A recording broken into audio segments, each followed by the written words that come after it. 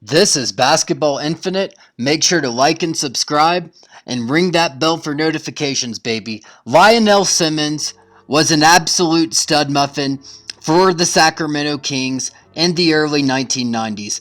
He's a player that many casual current NBA fans haven't heard of, and he was an absolute star in the early part of the 1990s decade. But what if I told you, despite all of his basketball accomplishments, the L Train, Lionel Simmons, is remembered for something much, much stranger?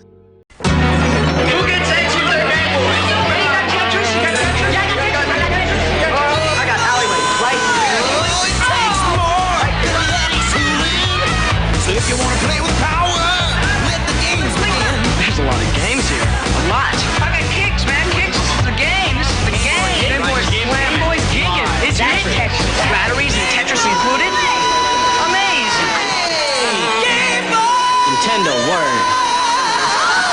The Nintendo Game Boy was released in 1989 and quickly became one of the most popular game consoles of all time. And this console would have a dramatic impact on Lionel Simmons' career. But let's get to Simmons. He was one of the most accomplished college players of all time at the University of LaSalle. He was the National Player of the Year in 1990. And looking at his college highlights, he was an absolute force of nature, finishing alley-oop dunks. He was 6'7", he could shoot, he could finish over two defenders like he does in that play, and he was just an absolutely crazy college player and one of the top NBA draft prospects in the country.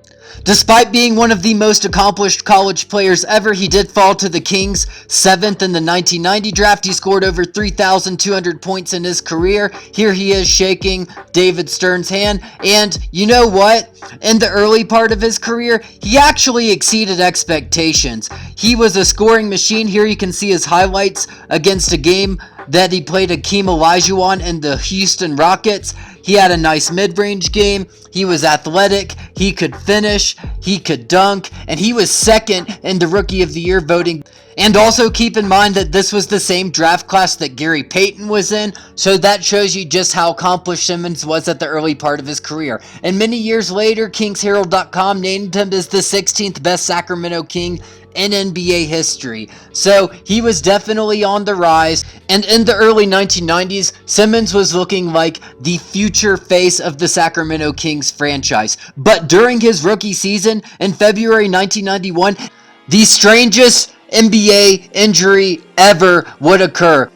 As the Game Boy was soaring in popularity, Lionel Simmons was playing the Game Boy so much that he developed tendonitis in his right wrist and was forced to miss 2 games for playing too much Game Boy. Holy macaroni.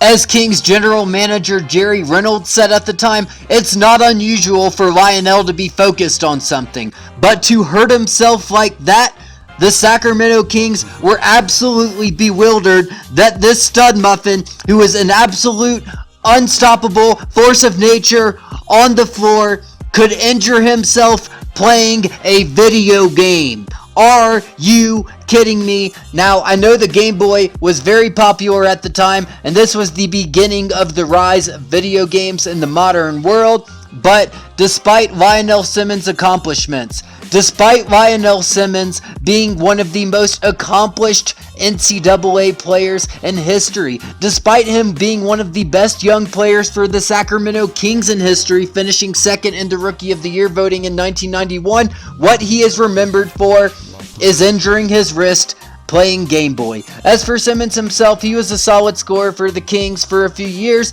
but then he developed knee problems and was out of the league by 1997. He made over $21 million in his NBA career, so I wouldn't say that he failed or anything, but, you know, injuring yourself playing Game Boy, it's just kind of a funny legacy to leave.